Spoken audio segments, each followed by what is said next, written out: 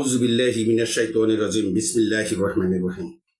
প্রিয় ভাই বন্ধু ফলোয়ার্স, যারা আমাকে ফেসবুকে দেখেন এবং ইউটিউবে দেখেন, দেখে লাইক কমেন্টস করে আমাকে অনুপ্রেরণা যোগান, আপনাদের সকলকে আন্তরিক শুভেচ্ছা এবং সালাম।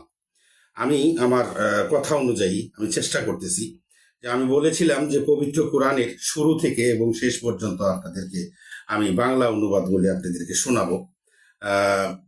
তো আল্লাহ যেন আমাকে তৌফিক দান করে, আর আপনারা যারা আমাকে শুনেন যেন শুনে একটু বুঝে আমলে নেন, এই আশা, এই প্রত্যাশা। আর আল্লাহ যেন আমাকে এই উসিলায় মাফ করেন এবং আমার উপর সন্তুষ্ট হন। তো আমি এখানে কোনো টাকা কামাইতে আসিনি, আপনারা এই অপবাদটা আমাকে দিয়েন না। আউযু বিল্লাহি মিনাশ শাইতানির রাজিম বিসমিল্লাহির রহমানির রহিম। রব্বি ইশরাহ লি সাদরি ওয়া ইয়াসসির লি আমরি ওয়াহলুল উকদাতাম মিন লিসানিহি ইয়াফকাহু কাওলি। আল্লাহুম্মা সাল্লি আলা মুহাম্মাদিন ওয়া আলা আলি মুহাম্মাদ কামা সাল্লাইতা আলা ইব্রাহিম ওয়া আলা আলি ইব্রাহিম ইন্নাকা হামিদুম মাজিদ। আল্লাহুম্মা বারিক আলা মুহাম্মাদিন ওয়া আলা আলি মুহাম্মাদ কামা বারাকতা আলা ইব্রাহিম ওয়া আলা আলি ইব্রাহিম ইন্নাকা হামিদুম মাজিদ। আলহামদুলিল্লাহ, আলহামদুলিল্লাহি রাব্বিল আলামিন, সুবহানাল্লাহি ওয়া বিহামদিহি সুবহানাল্লাহিল আযীম। বিসমিল্লাহির রহমানির রহিম। ভাই, এখন আমি আপনাদেরকে সামনে এর আগে যে সূরা ফাতিহা, তো প্রথম সূরা ওটা আমি অনুবাদ শুনিয়েছি, এবং দ্বিতীয় সূরা বাকারার ৬৭ নং আয়াত পর্যন্ত অলরেডি অনুবাদ আমি আপনাদেরকে শুনিয়েছি। এটা আপনারা পাবেন আমার টাইম লাইনে। এখন হবে ৬৮ থেকে ৮০ নাম্বার আয়াত পর্যন্ত সূরা বাকারা। আয়াত নাম্বার হবে ৬৮ থেকে ৮০। আমরা একটু মনোযোগ দিয়ে শুনবো, যেখানে পবিত্র কোরআন যদিও আরবিতে পাঠ করা হচ্ছে না, কিন্তু যেহেতু অনুবাদ হচ্ছে, আমরা যেন একটু মনোযোগ দিয়ে শুনি। আল্লাহর রহমত বর্ষণ হবে, আমাদের ঈমান বৃদ্ধি হবে। আল্লাহ যেন আমাদেরকে তৌফিক দান করেন। আউযু বিল্লাহি মিনাশ শাইতানির রাজিম বিসমিল্লাহির রহমানির রহিম। আয়াত নাম্বার হলো আপনার ৬৮। এখানে আল্লাহ বলছেন যে তারা বলল, তুমি আমার পালনকর্তার কাছে আমাদের জন্য প্রার্থনা করো, অর্থাৎ বনি ইসরায়েলের লোকেরা, এর আগের আয়াতের কথা। অর্থাৎ তারা বলল, তুমি তোমার পালনকর্তার কাছে আমাদের জন্য প্রার্থনা করো যেন সেটির রূপ বিশ্লেষণ হয়। মুসা আলাইহিস সালাম বললেন, তিনি বলেছেন সেটা হবে একটা গাভী, যা বৃদ্ধও নয় এবং কুমারীও নয়, বার্ধক্য ও যৌবনের মাঝামাঝি বয়সে, এখন আদিষ্ট কাজ করে ফেল। আয়াত নাম্বার ৬৯ এখানে বললেন, তারা বলল, তোমার পালনকর্তার কাছে আমাদের জন্য প্রার্থনা করো যে তার রং কিরূপ হবে। মুসা আলাইহিস সালাম বললেন, রং কিরূপ হবে? আচ্ছা, মুসা আলাইহিস সালাম বললেন, তিনি বলেছেন যে গাঢ় পীতবর্ণের গাভী, যা দর্শকদের চমৎকৃত করে। আয়াত নাম্বার ৭০, তারা বলল, আপনি প্রভুর কাছে প্রার্থনা করুন, তিনি বলে দিন যে সেটা কিরূপ, কেননা গরু আমাদের কাছে সাদৃশ্যশীল মনে হয়। ইনশাল্লাহ এবার আমরা অবশ্যই পথপ্রাপ্ত হব। মুসা আলাইহিস সালাম বললেন, তিনি বলেন যে এ গাভী ভূকর্ষণ ও জল সেচনের শ্রমের অভ্যস্ত নয়, হবে নিষ্কলঙ্ক, নিখুঁত। তারা বলল, আয়াত নম্বর ৭১, তারা বলল, এবার সঠিক তথ্য এনেছো।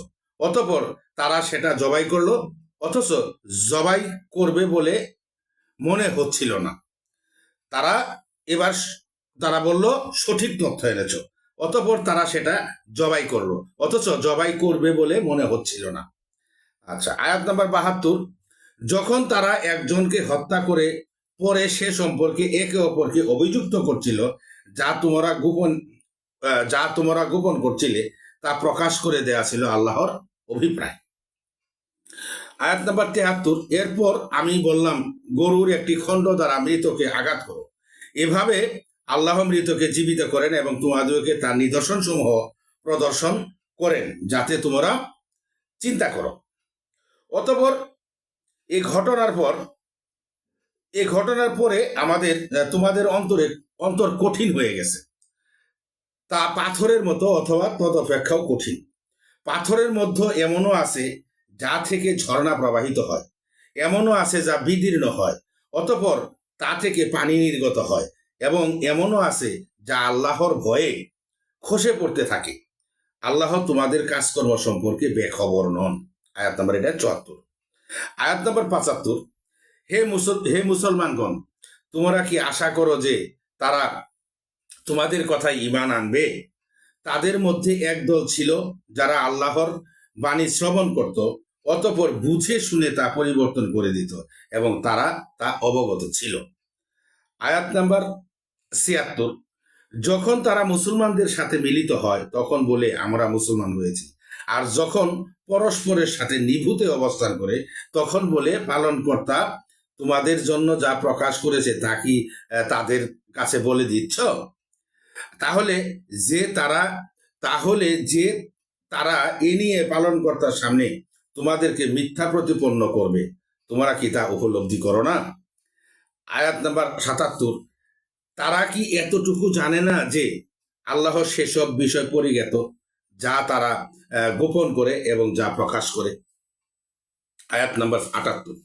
আল্লাহ বলেন, তোমাদের কিছু লোক নিরক্ষর, তারা মিথ্যা আকাঙ্ক্ষা ছাড়া আল্লাহর গ্রন্থের কিছুই জানে না, তাদের কাছে কল্পনা ছাড়া কিছুই নেই। আয়াত নাম্বার ৭৯। আল্লাহ বলছেন, অতএব তাদের জন্য আফসোস যারা নিজ হাতে গ্রন্থ লেখে এবং বলে এটা আল্লাহর পক্ষ থেকে অবতীর্ণ, যাতে এর বিনিময়ে সামান্য অর্থ সংগ্রহ করতে পারে। অতএব তাদের প্রতি আক্ষেপ তাদের হাতের লেখার জন্য এবং তাদের প্রতি আক্ষেপ তাদের উপার্জনের জন্য। আয়াত নাম্বার ৮০।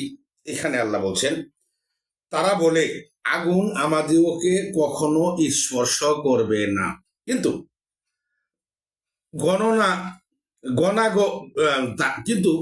গণাগণিতি কয়েকদিন বলে দিন, তোমরা কি আল্লাহর কাছ থেকে কোনো অঙ্গীকার পেয়েছো যে আল্লাহ কখনো তা খেলাপ করবে না? তোমরা যা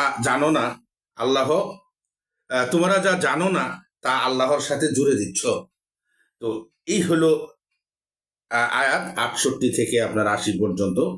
এখানে যে ঘটনাটা আমি বলতে চাচ্ছিলাম সেটা হলো যে মুসা আলাইহিস সালাম যখন ওই যে বললাম যে এক সম্ভ্রান্ত ধনী ব্যক্তি মারা গেল, এর আগের ঘটনা, যে ও মারা গেল, খুন হইল, খুন হওয়ার পরে সেই লাশ আরেক বাড়ির সামনে পালায় রেখে আসলো, যাতে মানুষের দোষে, মানে যে মারছে তার দোষ না হয়, অন্যজনের দোষ হয়।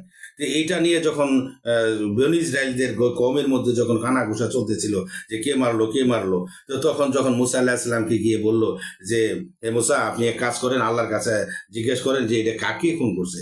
তো মুসা আলাইহিস সালাম তো তখন ওই যে ওনাদের কথায় তুর পাহাড়ে গেলেন, আল্লাহকে জিজ্ঞেস করলেন। আল্লাহ তখন বলল যে তুমি তাদেরকে বললো একটা গরু জবাই করতে, সেই গরু জবাই করে সেই গরুর শরীরের একটা অঙ্গ দিয়ে সেই মৃত ব্যক্তিকে আঘাত করুক, তাহলে মৃত ব্যক্তি জীবিত হয়ে বলে দিবে। তখন তো যারা কি কাজ করলো, তখন মুসা আলাইহিস সালাম গেলেন, যাওয়ার পরে সে আল্লাহকে জিজ্ঞেস করলেন, আল্লাহ বললেন এই কথা যে একটা গরু জবাই করে করো। তো তখন এরা কি কাজ করলো, আয়েশা যখন বললো যে আল্লাহ তোমাদেরকে বলছে একটা গরু জবাই করে এর অংশ দিয়ে সেই মৃত ব্যক্তিকে আঘাত করে সে জীবিত হয়ে বলে দিবে। কিন্তু তাদের প্রশ্ন হলো গরু কেমন হবে, রং কি তার ধরন, এই যে বিভিন্ন পেশাল। তো আমাদের কথা হয়েছে যে আমরা খুব বেশি প্রশ্ন করি। আল্লাহ পবিত্র কোরআনে বলছেন যে রাসূলকে তোমরা বেশি প্রশ্ন করো না, যত বেশি প্রশ্ন করবা তত বেশি বিপদে পড়বা, বলে এক একটা বিধান চলে আসবে, এক একটা আয়াত চলে আসবে এক একটা ফাঁকে।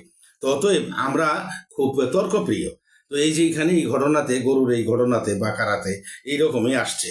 তো যাই হোক, পরে দেখেন এই যে গরু আর খুঁজে পায় না, সে শেষ পর্যন্ত গরু খুঁজে পাইলো, সেটা অনেক মূল্য দিয়ে কিনতে হয়েছে। যাই হোক, সেটা পরের ব্যাপার। তো আমার এখন ঘটনা হলো যে আপনাদেরকে যেটা বলছিলাম, সূরা বাকারার ৬৮ থেকে ৮০ নম্বর আয়াত পর্যন্ত আলহামদুলিল্লাহ আপনাদেরকে শোনাইলাম। পরবর্তীতে আমরা ইনশাল্লাহ ৮১ থেকে বাকি আয়াতে আমরা চলে যাব। আল্লাহ আমাদেরকে বুঝদান করুক, তৌফিক দান করুক। আসসালামু আলাইকুম ওয়া রাহমাতুল্লাহি ওয়া বারাকাতুহু।